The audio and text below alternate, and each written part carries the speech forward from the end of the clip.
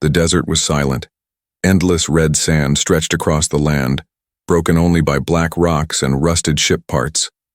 The sun above was brutal. Hot winds moved slowly, whispering over old bones and forgotten wars. Mark Vallon walked alone. He was a human scout, sent to check old crash zones for supplies. Most people hated this job. It was boring, lonely, and sometimes dangerous. But Mark liked the silence. Silence didn't lie. It didn't leave. And it didn't die like everyone he had known back on Earth. He walked with a scanner in one hand and a half-empty water bottle in the other. His ship was parked miles away, hidden behind a ridge. Suddenly, the scanner beeped. Mark stopped. The screen showed a heat signature. Fresh. Very fresh. He narrowed his eyes and looked to the east. In the distance, he saw smoke. Faint, black, curling into the sky.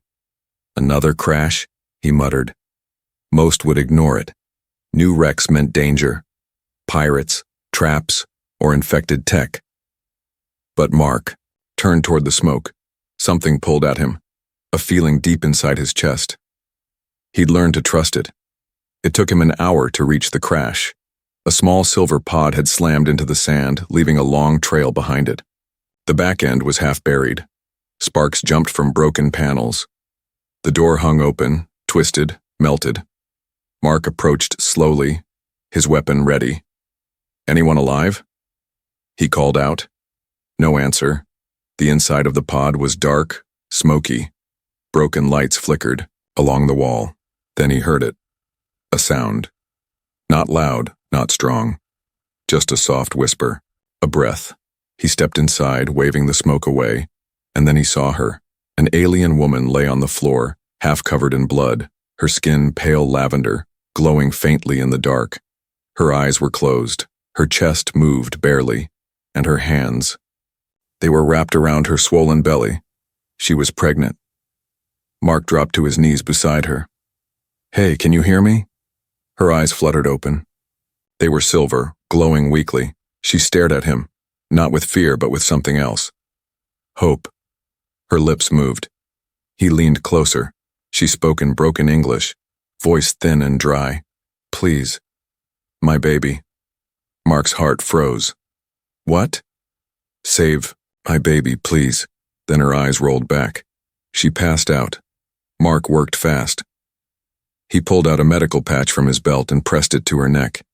It slowed the bleeding, but not enough. He checked her pulse. Weak. He looked at her stomach. She was very close, too close. Mark cursed under his breath. He didn't have the tools to help her here, and the heat was rising fast. If he waited, they would both die. He lifted her into his arms. She was lighter than she looked. Her blood stained his jacket, but he didn't care. He climbed out of the wreck and started walking west, toward the caves he had passed earlier that day. There, at least, he could give her shelter. Sweat poured down his face. The sun burned his back, but he didn't stop. The woman groaned softly in his arms. Mark looked down at her. "Hang on," he whispered. "Just hold on." She didn't answer. But as he walked, she moved one hand weakly over her belly. She was still protecting the life inside her, even as her own faded. Mark reached the caves just before nightfall. He laid her on a soft patch of sand inside the shade. The air here was cooler, safer. He gave her water. She coughed, choked a little, then drank. Mark sat beside her, exhausted. She opened her eyes again. "You're human," she said. "Yeah," he replied. "Mark." She smiled faintly. "Nira. Your name?" She nodded. Then she reached out and took his hand. "Mark, if I don't make it, don't say that." She squeezed his hand, surprisingly strong for someone dying. "If I die, you promise." He swallowed hard. "What?" "Promise. You'll protect her." Mark looked at her belly, then back at her eyes. Alien or not, this was a mother, and she was asking him to be something more. He nodded slowly. "I promise." That night, while the stars turned above them, Neera slept, her breath slow and shallow, and Mark sat awake, watching over her, one hand resting gently over her unborn child. In the silence, something inside him shifted. He had come here looking for salvage. Instead, he had found a life to protect. The cave was quiet except for the soft hum of Mark's scanner. Outside, the desert winds howled, but in here the air was cool, safe. Neera lay on a blanket of folded gear, her breathing shallow, her skin paler than before. Her blood had stopped flowing thanks to the field bandage, but she was still fading. Mark knelt beside her with his portable medical scanner in one hand. He gently placed it over her belly. The screen blinked. Life form detected. Heart rate stable. Species unknown hybrid strain. Gestation 39 weeks. Mark exhaled slowly. The baby was alive. Barely. He glanced at Neera. "She's strong," he whispered. "Just like her mother." Neera stirred. She opened her eyes, weak but focused. "You checked?" she whispered. Mark nodded. "She's alive. Heartbeat strong." Neera smiled faintly. "Her name is Liana." Mark blinked. "You already named her?" She gave a small laugh, though it hurt. "She was named before we left the stars." Then her smile faded. "They wanted her erased, not born." Mark sat beside her. "Who?" Neera hesitated. Her fingers brushed her belly protectively. "My people, the elders, they feared her blood." Mark tilted his head. "What's in her blood?" Neera didn't answer directly. "She is part of something old, a lineage sealed long ago. We thought it was gone forever." She looked at him with silver eyes, glowing faintly even in the cave's dim light. "But Liana is proof that destiny can return." Mark didn't understand all of it, but one thing was clear. Liana wasn't just a child. She was a target. "Why? Would they hunt a baby?" he asked. Neera took a slow breath. "Because when she opens her eyes for the first time, a lock buried beneath the stars will feel her. And then, everything will change." Outside the cave, something beeped. Mark quickly grabbed his scanner. A small red dot had appeared in the corner, motion, far away, but moving fast. Neera saw his expression and knew. "They're coming. How can they find you so fast?" "My blood," she said bitterly. "It carries a tracker. Not tech. Genetic. Only those marked by exile bleed with light." Mark stood. He looked out into the desert. No ships were visible. No dust trails. Not yet. But it was just a matter of time. He turned back and knelt beside her. "I need to move you." Neera shook her head. "No, you can't. I'm not leaving you here to die. You don't have a choice." Mark opened, his mouth to protest, but Neera reached out and placed a hand on his chest. Her touch was cold and glowing. "I can feel it," she said softly. "I won't make it through the night." Mark looked down. Her skin, once vibrant, was now dull. Her hands trembled. She was fighting, but her body was failing. "No," he muttered. "There has to be a way." "You said you'd protect her," she whispered. "That was the promise." He closed his eyes. "I meant it." The wind outside grew stronger. The scanner now showed 3 blips. Getting closer. Mark stood and began preparing. He packed supplies into a sling, a blanket, water, the scanner, emergency nutrient packs. He paused and looked at the last item in his bag, a worn picture of his old crew. The people he lost years ago. He tucked it away. This was different now. This wasn't about survival. It was about purpose. Neera called to him softly. He knelt beside her again. Her hand gently took his. "Mark." "Yes?" She looked at him one last time, her voice barely a whisper. "When she's older, tell her I wanted her. Tell her she was never a mistake." He nodded, jaw tight. "I'll tell her everything." Nira's eyes drifted toward the ceiling of the cave. She saw the stars, and with a final breath she smiled. Then she was gone. Silence. Mark sat still for a long moment. Then, slowly, he reached over and rested a hand on her belly, on the life still inside. The scanner pulsed. Liana's heartbeat was still strong. Mark whispered, "You're not alone, little one. I'm here." He wrapped Nira's body gently in a thermal blanket and buried her at dawn beneath the sands, under a mark made of stone. He didn't cry, but something inside him broke and rebuilt. Stronger. By mid-morning, he slung the supply pack over one shoulder, and with the other arm, he held the child, barely born, wrapped in warmth. The desert stretched ahead. The red sand was hot, but Mark's steps were steady, because now he wasn't walking alone. The night sky burned with stars, but inside the cave the air was heavy, full of pain, heat, and a growing silence that made Mark's heart race. Nira was fading fast. She had stopped speaking, but her eyes, they never left his. Wide, scared, full of something ancient and desperate. Mark knelt beside her, holding her hand tightly. It was cold now, her skin pale and thin like paper. Sweat poured from her forehead. Her breathing was short and sharp. Then came the first sound. A contraction, her whole body tensed, and a strangled cry escaped her lips. Mark jumped up. "No, no, not now," he whispered, eyes scanning the emergency medical kit.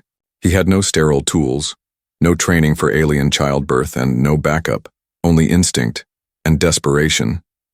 The scanner beeped wildly. Labor detected. Fetal distress, moderate.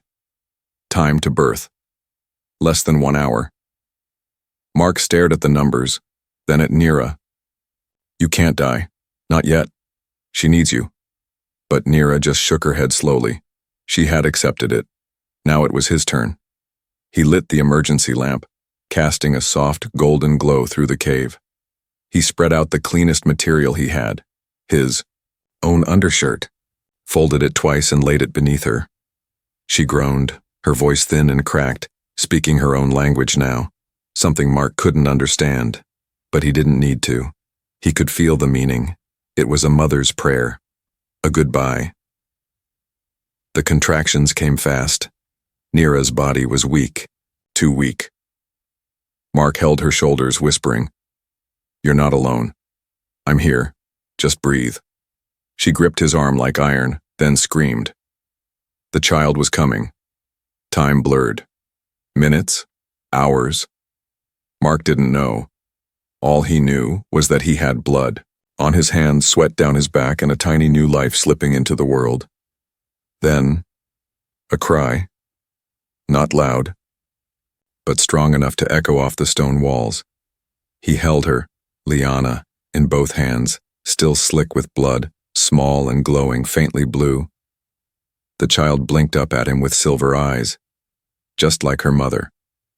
Mark looked down at Nira. Her breathing had stopped, but her eyes were still open. Just barely. He lowered the baby so she could see her. Nira smiled, the smallest movement of her lips. "She lives," she whispered. Mark nodded, his throat too tight to speak. Nira raised one trembling hand, touched Liana's tiny fingers. And then her arm fell. A final breath escaped her lips. She was gone. Silence.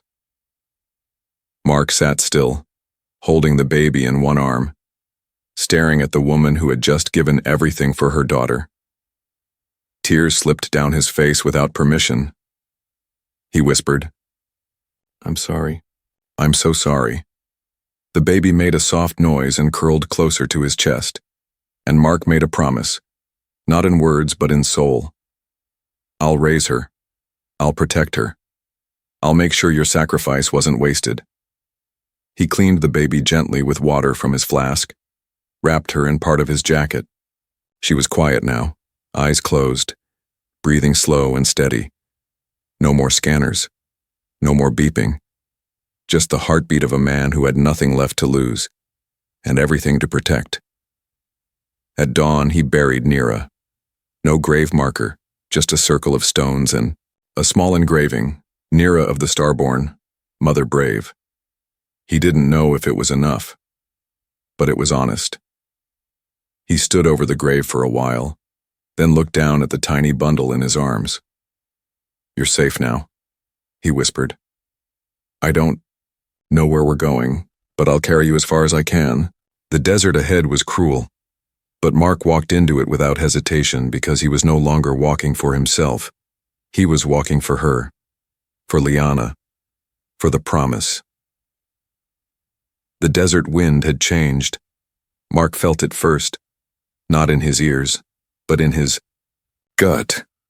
He had been walking for hours, Liana wrapped tightly against his chest. Her soft breaths were steady, her tiny fists occasionally twitching. The silence of the wasteland had become familiar, comforting even. But now, something was wrong. The wind had stopped, the air was still, and the birds, those sky chirpers that always circled overhead, were gone. Then his scanner blinked. Motion detected. Unknown source. Distance, 2.3 kilometers. Approaching fast. Mark's body tensed. He turned, squinting into the sun. At first he saw nothing. Then, a black dot rising, on the horizon. No wings, no sound, just gliding like a ghost.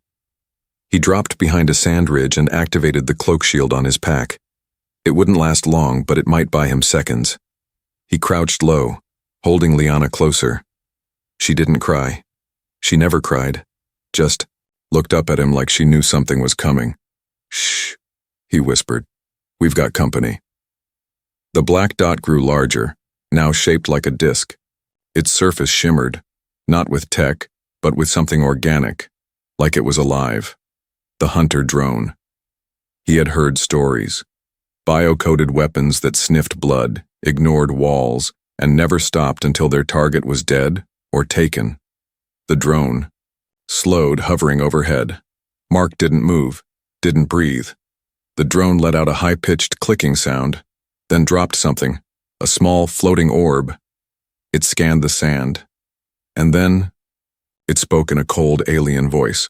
"Target detected, hybrid signature confirmed, return the child, she does not belong to you." Mark's jaw tightened. He stood. The drone turned toward him immediately, scanners flaring red. Mark held Liana in one arm and pulled his sidearm with the other. "No," he said. "She belongs to no one, and she's not going anywhere with you." The drone screeched. Mark fired. The plasma bolt hit, but barely scorched its surface. The drone dodged and came down fast. Claws extended. Mark ran. He leaped over the ridge, kicking up clouds of sand as he moved, one arm shielding the baby, the other guiding his steps through shifting ground. The drone followed like a shadow. Mark dove behind a rock outcropping and pressed a red button on his belt. Sand mine exploded beneath the drone, blasting it off balance. It recovered quickly, but part of its armor had cracked. It scanned again. Mark didn't wait. He sprinted to a narrow canyon, where the wind howled louder and the rocks closed in, tight. He knew this place, Echo's spine. It was full of narrow paths and collapsed ruins, easy to get lost, even easier to trap a hunter. He ducked under an arch, planted 2 more mines, and waited. The drone zipped into the gap. Boom, boom. Both charges exploded. The drone screamed, twisted, and dropped sparks, but it was still not dead. Wounded. Yes. Slower. But still hunting. Mark found a hidden hollow barely big enough for him and Liana. He slid in and covered the entrance with a tarp coated in desert dust. Then he sat still, listening. The drone floated nearby, buzzing like an angry wasp. It hovered for several minutes, then slowly pulled back, searching elsewhere. Gone, for now. Mark exhaled deeply. His hands were shaking. Liana was still silent, but her tiny hand gripped his shirt tightly. "Yeah," he whispered. "I didn't like that thing either." Hours later, Mark sat in the fading light, still in the hollow. He fed Liana a nutrient drop, custom mixed for alien blood. She took it slowly, then closed her eyes. Mark looked out over the sand as night approached. "They're going to keep coming," he said softly. "And you're not just some baby, are you?" He remembered Nira's words. "She carries what they fear." And then the drone's voice echoed again in his memory. "She does not belong to you." Mark clenched his jaw. She does now. The wind had calmed. Mark and Liana had found refuge in the skeleton of an old communications tower, half buried under the sand, its steel bones jutting out like the ribs of a dead giant. Inside, dust clung to everything, but it was safe, quiet, and Mark had found something more valuable than shade, a functioning data core, old but alive. He laid Liana gently on a soft blanket and connected the core to his portable scanner. He had a question burning in his mind for days now. Who was she really? He couldn't forget what Nira said, or what the drone whispered. She carries what they fear.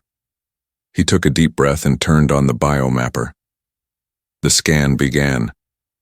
It hovered above Liana's tiny form, humming softly. Blue light swept over her from head to toe. Then, an alert blinked. Warning. Unknown DNA sequence detected. Analyzing. Mark leaned closer. Liana blinked up at him. Her silver eyes flickered faintly, as if reacting to the scanner. Then something happened. The scanner's light hit her irises at just the right angle, and symbols appeared. Not on the screen, in her eyes. Glowing symbols, shifting like water, arranged in spirals and pulses. Mark gasped. "What the?" He took out a lens from his toolkit and zoomed in. The symbols weren't random. They were patterns, repeating, rhythmic, structured like language. The data core translated them live. Vault key signature, confirmed. Starchild ID, Liana. Access class, first flame. Mark whispered the words. Starchild. He remembered. Old stories. Ancient myths told in deep space colonies. About a vault hidden in the stars. A place where knowledge and power were sealed away after the collapse. But no one believed it was real. Until now. Until her. Liana cooed softly. Mark smiled, and gently touched her tiny hand. "You're more than special, little one. Your history written in blood." Then the screen flashed red. Incoming signal, not local, galactic. Mark frowned. Someone's listening? He pulled the feed apart and found the source, a deep space. Pulse beacon had just activated. Liana's scan had woken something, too late to stop it. The signal had gone out, and someone, something, had answered. Suddenly, the scanner buzzed again. A hidden file unlocked. A message. Not video, not audio. A memory, projected from Liana's DNA. Mark stood frozen as a figure formed in the dust above the console. It was Nira. Young, strong, alive. A recorded neural imprint. She spoke. "If you are seeing this, I am likely gone, and my daughter is now the target of 1,000 silent weapons. She holds not a weapon, but a key. A path to a place our enemies buried long ago. A vault of lost civilizations locked with blood they feared would rise again. Only her eyes can open it. Only your heart can guide her." Mark's throat tightened. The message ended with one final sentence. "Don't let the stars take her, let her shape them." He closed the scanner. The room was silent. Liana reached for his finger. Mark smiled, tears silently running down his cheeks. "I don't care if she's a key, a vault, or a goddess," he whispered. "She's a kid, and she's mine now." He picked her up, wrapped her tighter, and looked out at the desert once more. They had no allies, no ship, no home. But they had something the others didn't. Each other. And the enemy had no idea who was protecting her now. The sky above the desert turned purple as night approached. But Mark wasn't looking at the stars. He was staring at a flickering message on the comm screen inside the dead tower. To the one carrying the child. This is Haven Line 0. You've activated the Starchild signal. We can offer you shelter, but you must reach us within 48 hours. Coordinates locked. Route, hostile. Dangers, confirmed. Mark leaned back against the rusted wall. Liana lay beside him, swaddled in cloth, asleep. Her silver eyes had closed only moments ago, and for a brief second the world felt peaceful again. But the choice was burning in his chest. Reach Haven, or stay hidden. The route to Haven was across the Cinder Valley, a dead zone filled with collapsed war machines, broken cities, and roaming scavengers. The message said, "Dangers confirmed." That was likely a soft way of saying, "You'll probably die, but if they stayed, the hunter drones would return. Smarter, faster."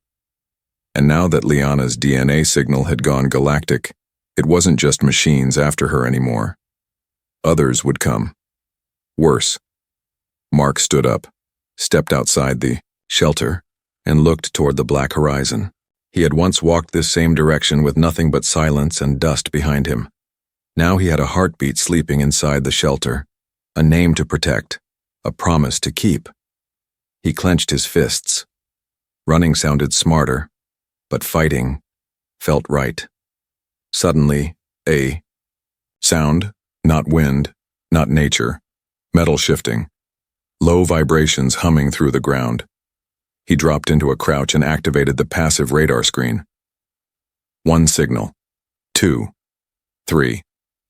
More. Not drones this time. Troop ships. Smaller, faster, silent landing crafts. They were spreading across the wasteland, cutting off paths. Mark's jaw tightened. They weren't chasing him anymore. They were hunting with strategy. He rushed back inside. Liana stirred. He gently picked her up, holding her against his chest. "You feel that?" he whispered. "They're boxing us in." She yawned, her tiny hand gripping his collar. "Guess that makes the choice for us." He opened his pack, pulled out 2 explosive mines, and began rigging the entrance of the tower. If they came here, they'd regret it. Then he activated his old nav chip and locked in the coordinates for Haven Line 0. 50 miles. Across deadly terrain, with a baby, no vehicle, no help, only him. He looked down at Liana. She stared up at him now, blinking slowly. "I know," he said. "It's insane." She didn't cry. She never did. Maybe she understood. Maybe she trusted him completely. And maybe that was enough. As the moon rose above the desert and shadows of incoming ships moved through the sky, Mark whispered, "We don't run anymore. We move forward. Together." Far away in a dark command ship orbiting above, a figure in black armor stared at a glowing map. Liana's signal was marked, and the message was clear. "The Starchild has awakened. The Protector must fall." The sun rose red over the Cinder Valley, twisted metal, dead machines, old war ghosts buried under sand. The wind carried the whispers of 1,000 lost battles, and into this graveyard walked a man and a child. Mark Vallon moved with slow, steady steps, boots crunching on rusted bone and ash. Liana was strapped to his chest, wrapped in heat-shielded cloth. Her head rested near his heart. The closer they got to Haven Line 0, the worse the terrain became. No water, no cover, no forgiveness. But Mark didn't stop. He had come too far. He had promised. Then the signal hit. A high-pitched pulse echoed through the air. Liana stirred. Mark's radar flared. Multiple enemy units inbound. Ground vehicles. Drones. One mothership. They weren't chasing anymore. They were waiting. He crested a dune and saw them. Dozens of black-armored hunters positioned in a circle around the canyon gate that led to Haven. In the center stood a massive figure, 7 feet tall, cloaked in living metal, the Warden of Silence, an enforcer of the Exile Directive. The moment Liana's DNA activated the vault signal, the Warden was awakened, to erase her from existence. Mark stopped 300 feet from the gate.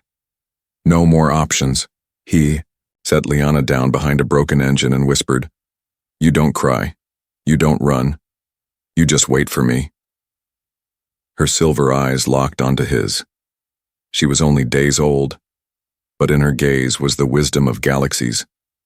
He kissed her forehead. Good. Then he stood and walked forward alone. The warden raised a hand. "Human," it said. "Surrender the Star Child." Mark shook his head. "You want her? You'll go through me." "That is not survival." Mark smiled bitterly. "It's not supposed to be." The attack was instant. Energy blasts screamed across the valley. Mark rolled, fired, dodged. His mines took out 2 scouts. His plasma shots hit 3 more, but it wasn't enough. A blast hit his shoulder. Another grazed his leg. Blood soaked through his jacket, but he kept going. He fought like someone with nothing to lose, and everything to protect. Then came the warden. Fast. Brutal. It struck with fists like falling moons. Mark blocked, ducked, countered, but he was human, mortal, slower. He fell. Hard. The warden stood over him. "You were brave," it said. "But she is the last flame. She cannot burn." Suddenly, a sound behind them, not a cry, not a scream. Voice, small, pure, sharp like light. "You won't touch him." The warden turned. Liana stood on shaky legs. Her eyes glowed, brighter than ever before. The ground beneath her lit up in ancient sigils. The sand swirled with golden wind, and the sky responded. Above, a beam of light pierced the clouds. A symbol burned across the air, the mark of the first flame. The Star Child had awakened. Energy poured from her tiny body. Not rage, not hate, but memory. Pure, ancestral energy. The hunters froze. The warden backed away, shielding its face. Mark, bloody and broken, looked up in awe. Liana walked to him, laid her small hand on his chest. The wounds began to heal, slowly, painfully, but truly. The enemy ran. The sky lit with golden fire, and the gate to haven opened. A voice echoed from within. "Bring her in. The new cycle begins now." Later. Mark sat in a healing chamber, half awake. A medic beside him whispered, "She's safe now. She saved all of us, you know that, right?" Mark nodded. "She's just a baby." The medic smiled. "Not anymore. She's a legend." Epilogue. Years later, a statue stood outside Haven Base. A human man on one knee, bloodied, smiling. A little, alien girl beside him holding his hand, her eyes glowing bright. Below it read, "He kept his promise and she kept the stars alive."